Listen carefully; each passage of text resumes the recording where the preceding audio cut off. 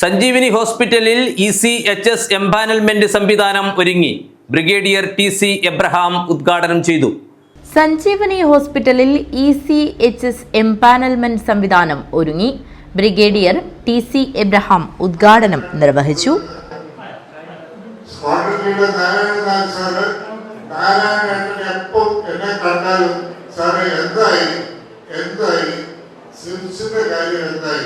ഒരു മാസത്തിൽ ഒരു പ്രാവശ്യമെങ്കിലും നാരായണേട്ടനെ ഉറപ്പിക്കാറുണ്ട്.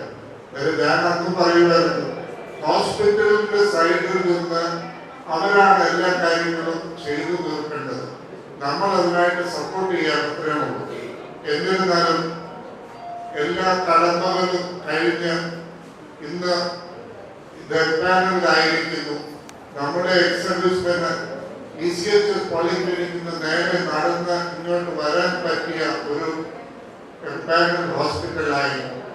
ഈ ഹോസ്പിറ്റലിൽ അതിൻ്റെ പ്രൊമോട്ടർ പറഞ്ഞതുപോലെ കുറച്ച് വളരെയധികം ഷോർട്ട് കമ്മിങ്സ് ഉണ്ടായിരിക്കാം. പക്ഷേ അതിനെയെല്ലാം നമ്മൾ ഓവർകം ചെയ്ത് മുമ്പോട്ട് അവർ പോകും എന്ന വിശ്വാസമുണ്ട്.